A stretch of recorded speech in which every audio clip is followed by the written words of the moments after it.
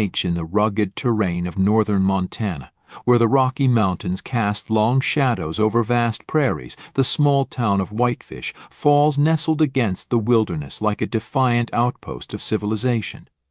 With a population barely touching 5,000, Whitefish Falls was the kind of place where everyone knew everyone else's business, or at least thought they did.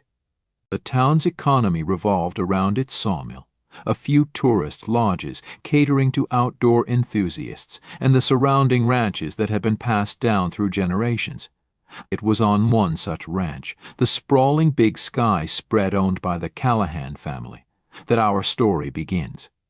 The Callahans were as much a part of Whitefish Falls as the mountains themselves. Old Tom Callahan had settled the land back in the 1890s, and his descendants had worked it ever since, building a reputation for fine cattle and finer horses.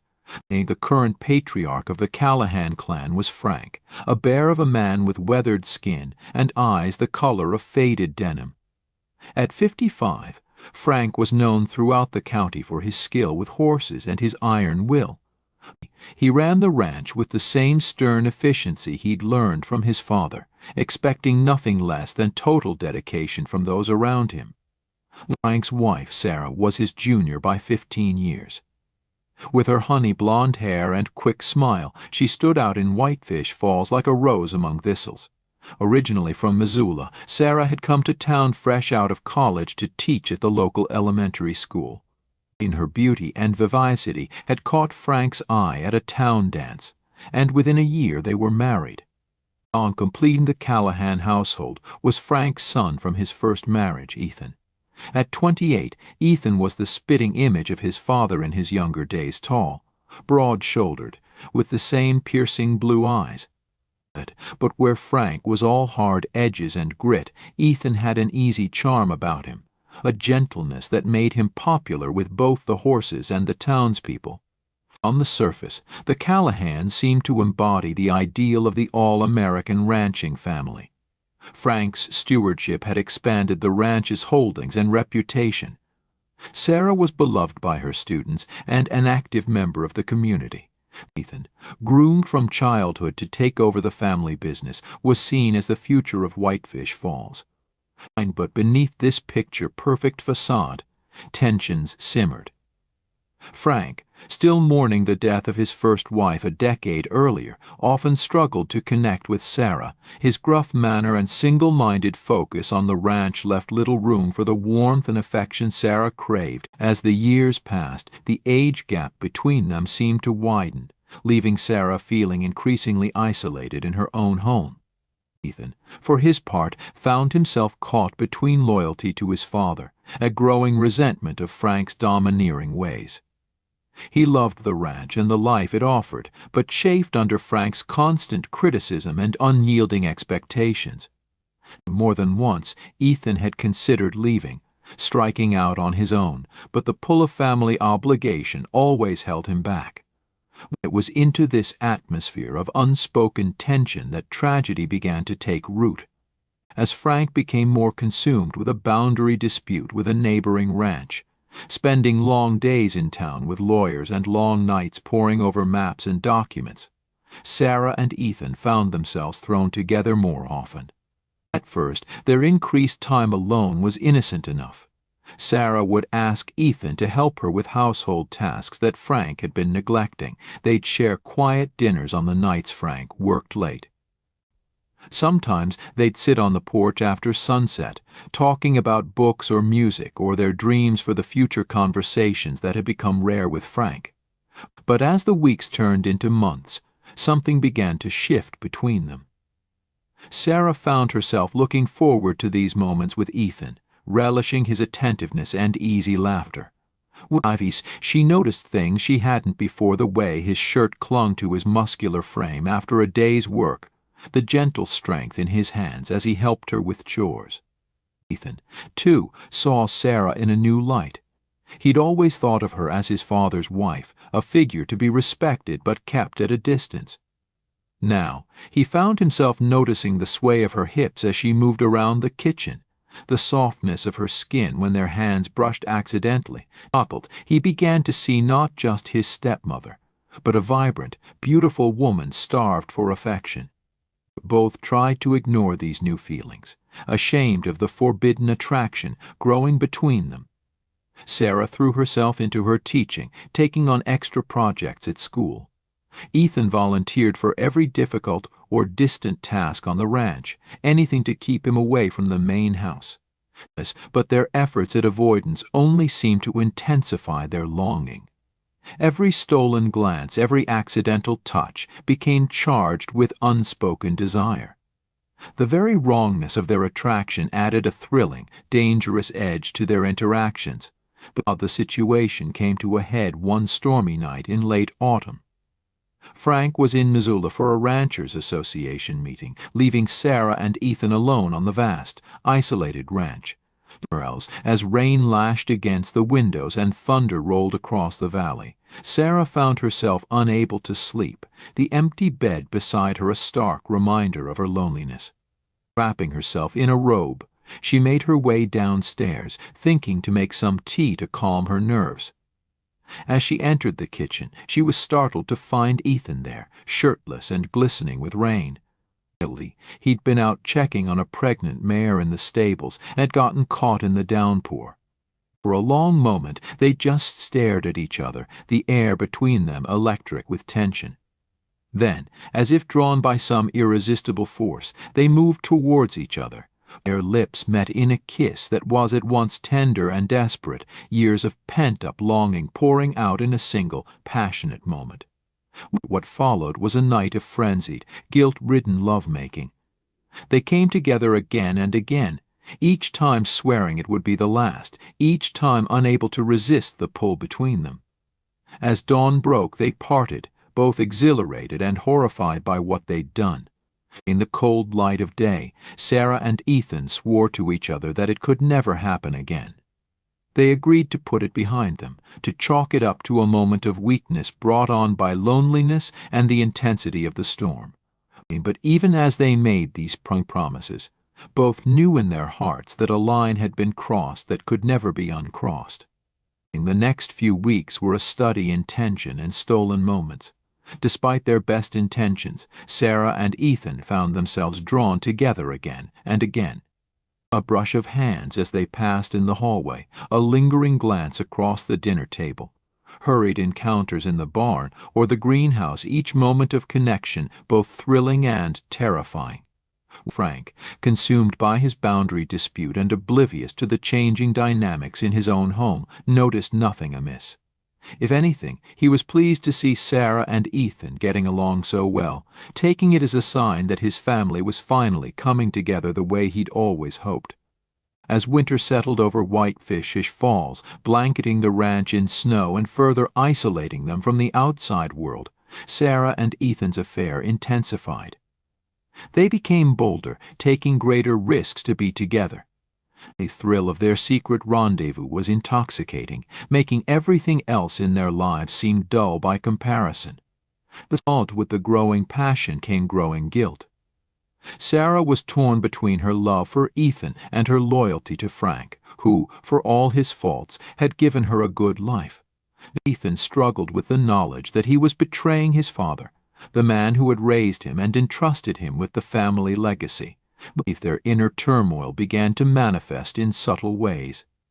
Sarah became distracted at work, her usually meticulous lesson plans becoming scattered and disorganized. Ethan made careless mistakes around the ranch, once even leaving a gate open and allowing a pride stallion to escape into the mountains.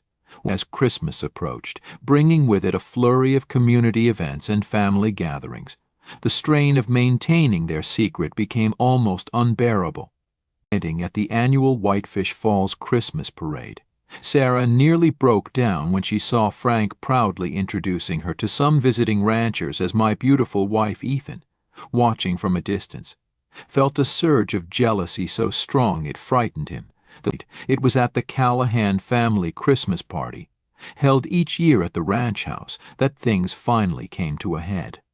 The house was filled with relatives, friends, and neighbors, all celebrating the holiday season.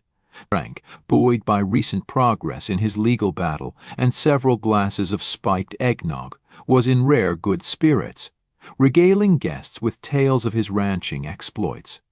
Anna, feeling suffocated by the forced cheer and the weight of her secret, slipped away from the party and into the quiet of the greenhouse. Here, surrounded by the plants she tended so carefully, she allowed herself a moment of weakness, tears slipping down her cheeks as she contemplated the mess her life had become. Looking, she didn't hear Ethan approach until he was right behind her. "Sarah," he whispered, his voice filled with concern and longing. "What's wrong?" Sarah turned to him, her resolve crumbling at the sight of his worried face. "We can't keep doing this, Ethan," she said, her voice barely above a whisper. "It's tearing me apart." Ethan pulled her into his arms, holding her tightly. "I know," he murmured into her hair. "But I can't imagine my life without you now. I love you, Sarah." It was the first time either of them had said those words aloud, and they hung in the air between them, heavy with implication. Sarah looked up at Ethan, her heart pounding. "I love you too," she admitted. "But what are we going to do?" Before Ethan could respond, they heard a sharp intake of breath. Turning, they saw Frank standing in the doorway of the greenhouse, his face a mask of shock and rage. In that moment, as Frank's eyes darted between his wife and his son's arms and their guilty expressions, the full truth of the situation became horrifyingly clear to him. Frank growled, his voice low and dangerous. "How long has this been going on?" Sarah and Ethan sprang apart, but it was too late. The damage was done. Frank advanced on them, his fists clenched at his sides. "My own son," he spat. "And you, Sarah, I gave you everything. How could you do this to me?" Ethan stepped in front of Sarah, his hands raised in a placating gesture. "Dad, please. Let us explain. It's not what you think." But Frank was beyond reason. With a roar of fury, he lunged at Ethan, his fist connecting with his son's jaw with a sickening crack. Ethan stumbled backward, crashing into a table of potted plants. Sarah screamed, trying to get between them, but Frank shoved her aside, his focus entirely on Ethan. The fight that ensued was brutal and quick. Years of working the land had made both men strong, but Frank's rage gave him an edge. He rained blows down on Ethan, who tried to defend himself without striking back at his father. Sarah pleaded with them to stop, her voice rising hysterically above the sounds of the struggle. In the chaos, none of them noticed the kerosene lamp that had been knocked over, its flames licking at the dry wood of the greenhouse floor.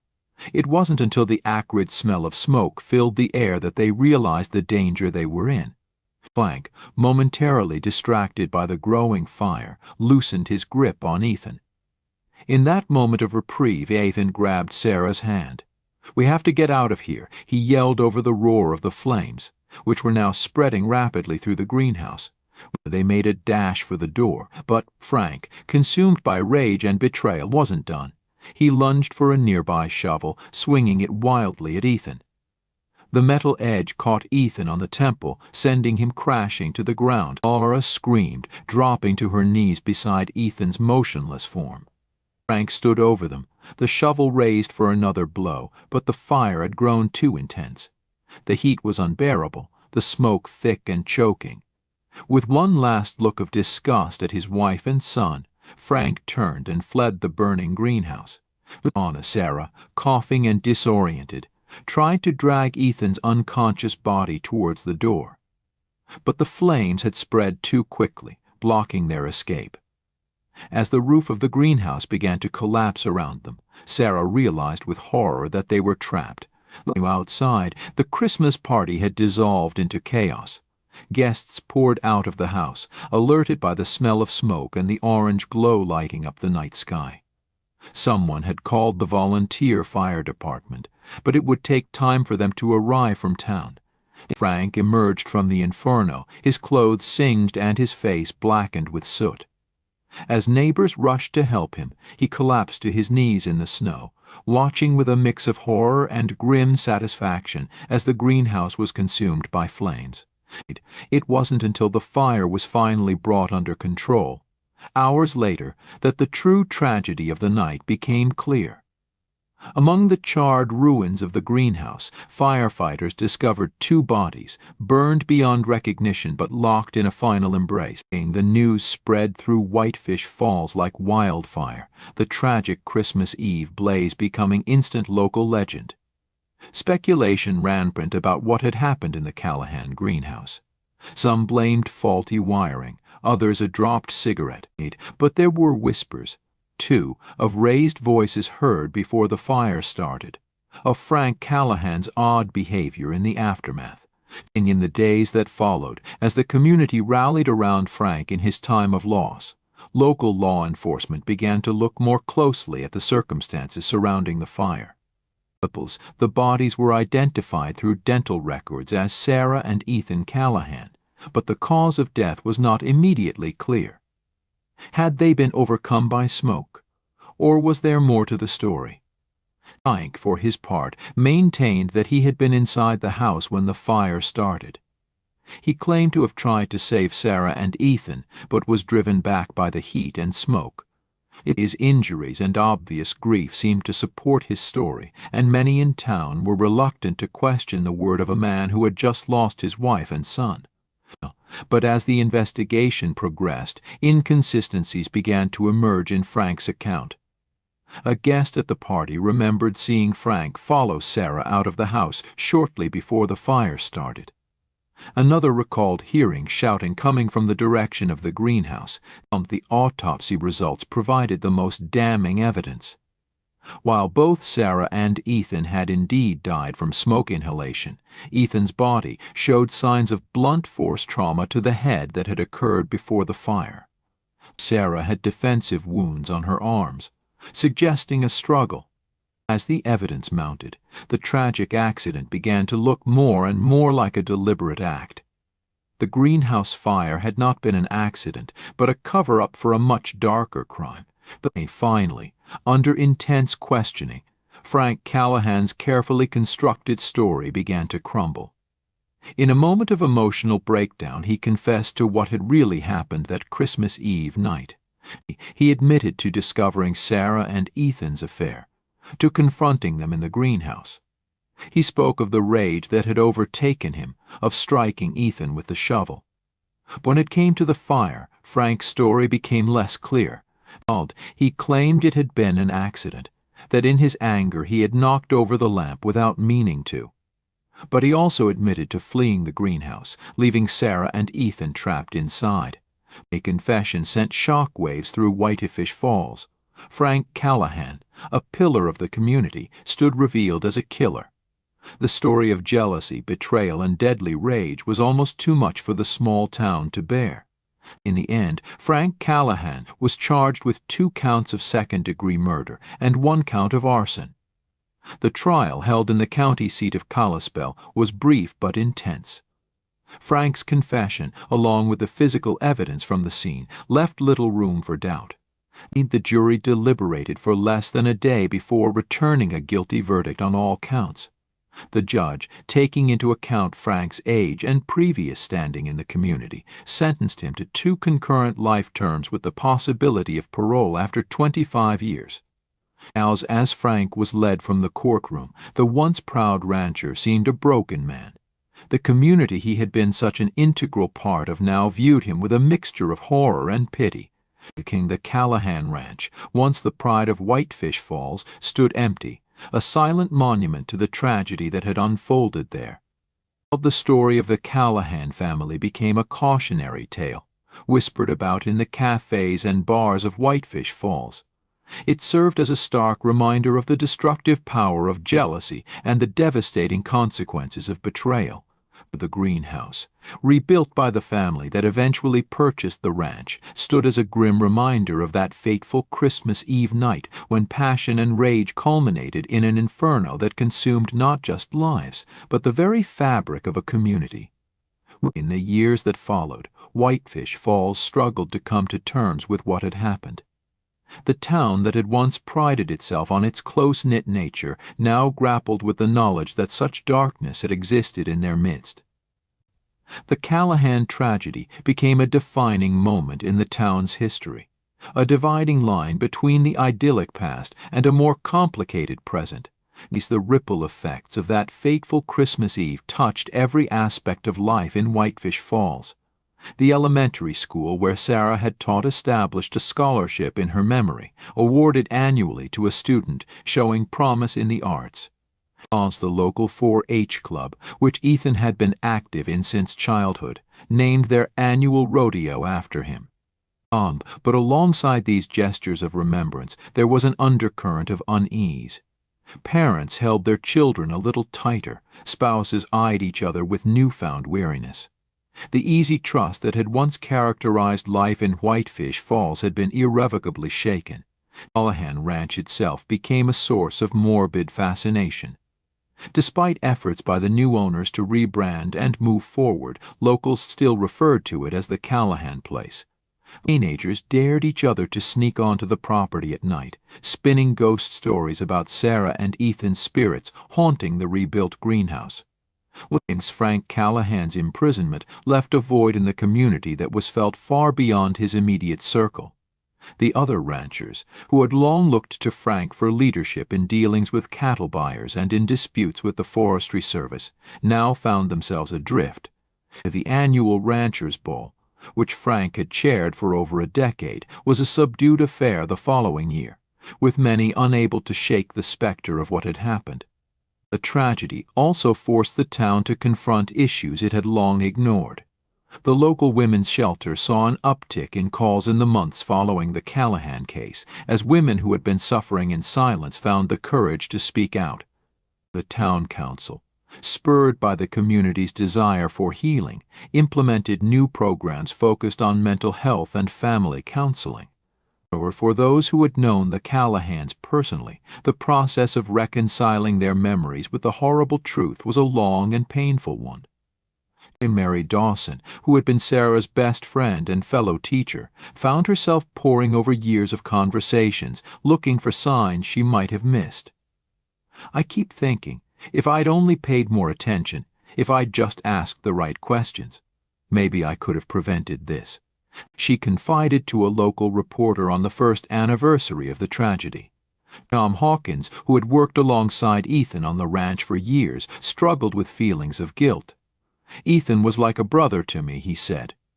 "I knew something was eating at him, but I never pushed, never thought it could be anything like that." The tragedy even reached beyond the borders of Whitefish Falls. True crime enthusiasts from across the country descended on the small town, much to the discomfort of locals. A writer from New York spent 6 months in Whitefish Falls researching a book about the case, his presence a constant reminder of the unwanted attention the Callahan story had brought to the town.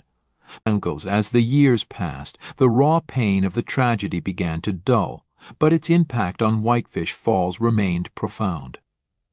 The town had been forced to confront the fact that even in the closest of communities, dark secrets could fester. The illusion of perfect small-town life had been shattered, replaced by a more nuanced, if more wary way of living. On the 10th anniversary of the Callahan tragedy, the town held a memorial service. It was a somber affair, attended by nearly everyone in Whitefish Falls. As the names of Sarah and Ethan were read aloud, many in attendance found themselves reflecting on how much had changed in the decade since that fateful Christmas Eve. In the Callahan Ranch, now a successful organic dairy operation, had become a symbol of renewal. The new owners, a young couple from California, had embraced the property's history, establishing a small museum in the old bunkhouse that told the story of the ranch from its founding by old Tom Callahan through to its present day. The greenhouse, rebuilt and expanded, now supplied flowers and produce to much of Whitefish Falls. On sunny days, children from the elementary school would visit on field trips, learning about botany in the very spot where tragedy had once struck. It was a poignant reminder of life's ability to persist and flourish, even in the wake of darkness. Frank Callahan, now in his late 60s, continued to serve his sentence at the Montana State Prison. He had become a model prisoner, leading Bible study groups and working in the prison's carpentry shop. But to the people of Whitefish Falls, he remained a cautionary tale, a reminder of how quickly passion and jealousy could destroy lives. As the memorial service concluded and the townspeople began to disperse, many lingered, sharing memories of Sarah and Ethan, of the life in Falls before that Christmas Eve changed everything. There was sadness in their remembrances, but also a sense of resilience, of a community that had faced its darkest hour and emerged stronger, if forever changed.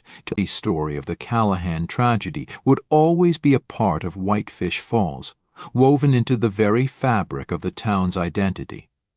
It served as a stark reminder of the complexity of human nature, the destructive power of secrets, and the far-reaching consequences of a single night's actions. But it also stood as a testament to the strength of community, to the ability of people to come together in the face of unimaginable loss and find a way forward. As the sun set over the mountains that had witnessed so much, casting long shadows across the town, Whitefish Falls stood as a community forever marked by tragedy, but not defined by it.